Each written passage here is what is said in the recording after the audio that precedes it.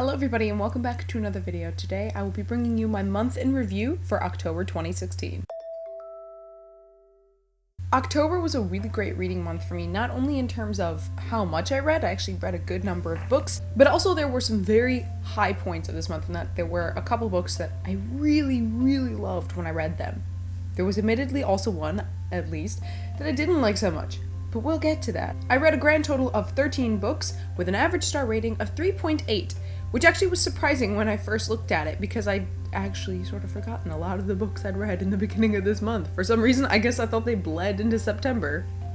Who really knows? I rated 3 books 5 out of 5 stars and at least one book 1 out of 5 star. Well, let's talk about a couple that I consider my favorites. The first one is Gemina, J. Kristoff, Amy Kaufman, sequel to Illuminae. One of my most anticipated books of the year. Probably my number 2 most anticipated book of the year, behind Morningstar.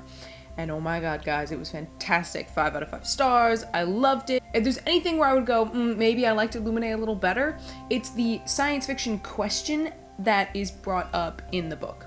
So for me, good science fiction always takes a question and creates kind of a discussion. It doesn't necessarily give you answers, but kind of brings you the questions and the discussion around some sort of topic. In the case of the first novel, it was certainly artificial intelligence and sentience, and it was a really fantastic discussion because the character of Aiden, who was an AI in the novel, ended up being probably one of the most fascinating, and so that question of artificial intelligence and sentience was a really good discussion because that character was crafted so well. In the case of this second novel, the question seems to have been about controlled substances, the black market surrounding them, and also things like family crime syndicates or organized crime that are often involved in this, and how the supply and demand of these things can have far-reaching consequences for everyone.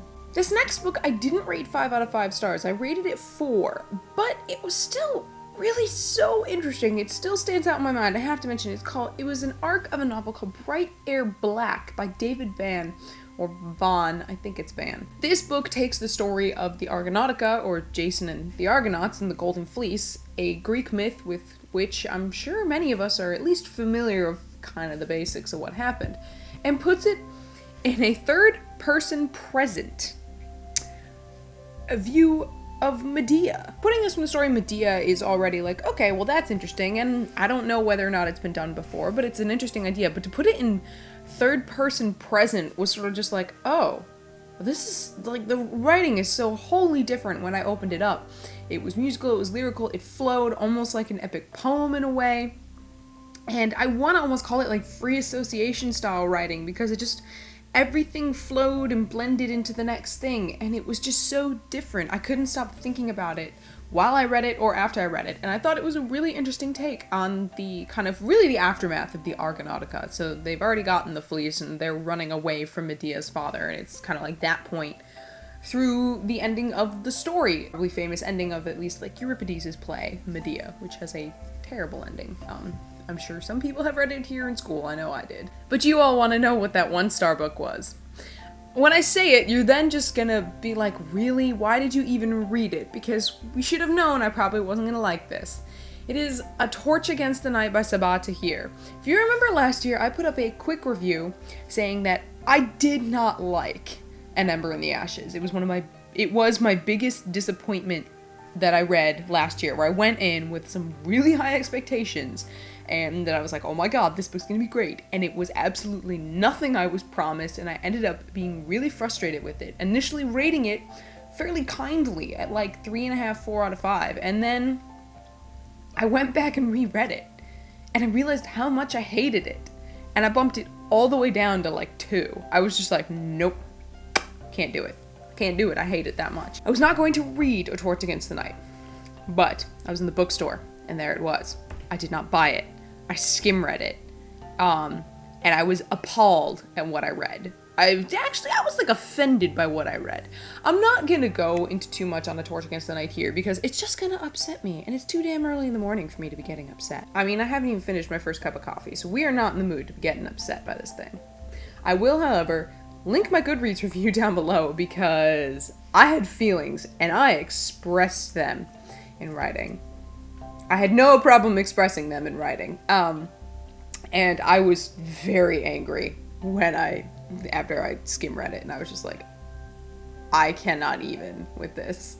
I'll admit, there was a small part of me that sort of hoped Sabaa Tahir would surprise me and like come out with this second book that I'd be like, holy crap, this makes up for everything that happened in the first book. Even though there shouldn't be a second book. The first one was supposed to be a standalone, and I'm still not over this because now it's a quartet.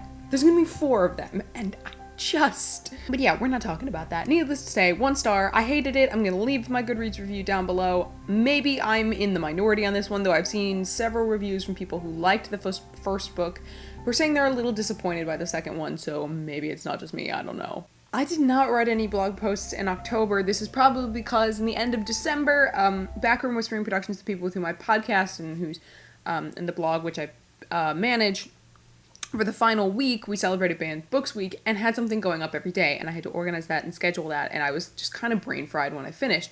But not only that, we're coming up for something we're going to be doing in November. In November, the Backroom Whispering blog, for which I manage and also contribute, we're going to be doing what's called Thanks Booking. What we're doing is every single day, a different member is going to be writing a thank you note to an author for either like one particular book, for maybe everything they've written, just basically our way of saying thank you to authors for providing us with books that we love to read.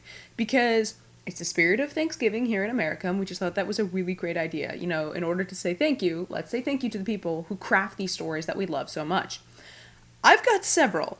So half of them are like funny, almost like a joke in a way, which probably doesn't sound great when I say these are meant to be very sincere. And half of them are very sincere. Like the other half are kind of mushy and personal, and here's a sneak preview of the authors I will be talking about. So throughout November, if you head over there on usually Mondays and Thursdays, there's going to be something from me there, and you can either laugh or maybe just be like, damn it, Mad, quit whining. Your life was fine. I'm sorry you felt the need for a book to save your life. It's fine. Yeah, that's going to be happening. And that's why I didn't write anything this past month, was I spent a lot of time trying to plan that and get that organized. And when I finally nailed down the schedule and wrote my thank you notes and put them and scheduled them, I was just like, I'm not writing anything. I did, however, this month actually watch 2 book-to-film adaptations in the theaters, actually just in the past 2 weeks.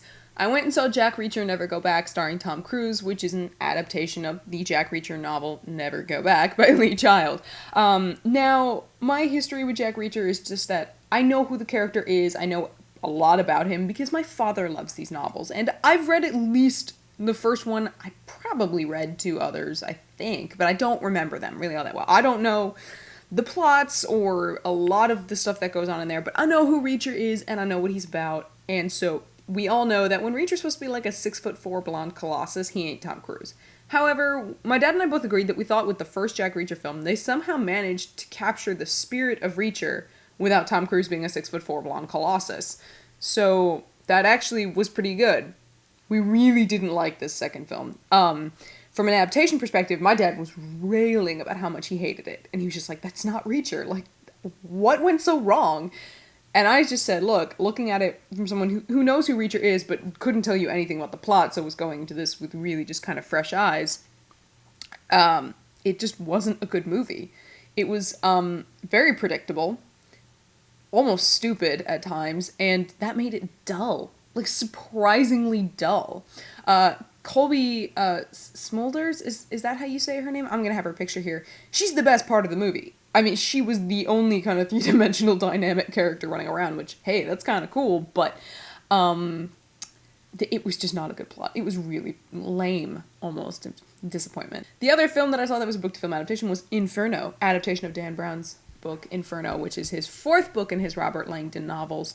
This is the 3rd film adaptation, which is good because The Lost Symbol really just shouldn't be a movie. I quite enjoyed this. I went and saw it in IMAX with my parents. I believe all 3 of us had read the book. I'm not sure about my mom.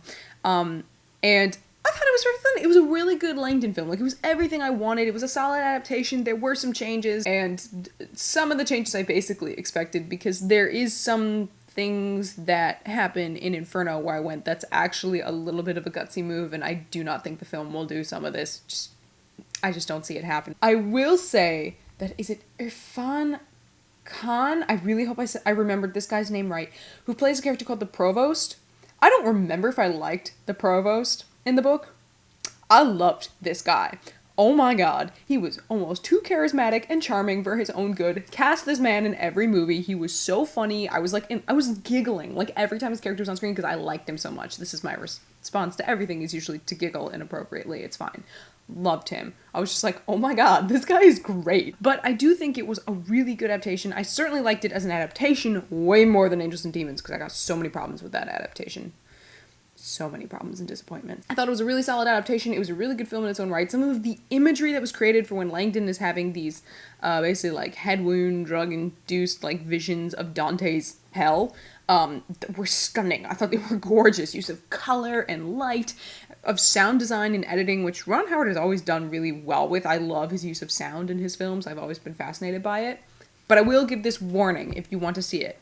If you are susceptible to bright flashing lights and really high-pitched sounds like high keening noises, they happen in the beginning of the film pretty intensely. I didn't know this was happening. Now, this could have been the fact that I went to see this film in IMAX, so everything's louder, everything's bigger, everything's more intense, but this is not even a spoiler. Langdon wakes up in a hospital and he's suffering like a concussion, he's having like migraines and all this stuff, and so to put you in Langdon's head, they give you all these bright flashes and these like high-pitched like noises, almost like something electronic, and it's really uncomfortable. Like I couldn't really look at the screen totally, and I was sort of just like, oh, okay, yeah, that's not nice. Is it effective in the film? Yes. I don't think it was put in just for the sake of doing it. There was clearly a reason for it, but it is uncomfortable. I don't know if anybody who suffers from seizures or anything like that might have a problem with that, but this is just my warning to you in case. Other than that, I liked it. It was everything I wanted out of the movie, and I was perfectly happy. That's it from me today, you guys, and until next time, cheers.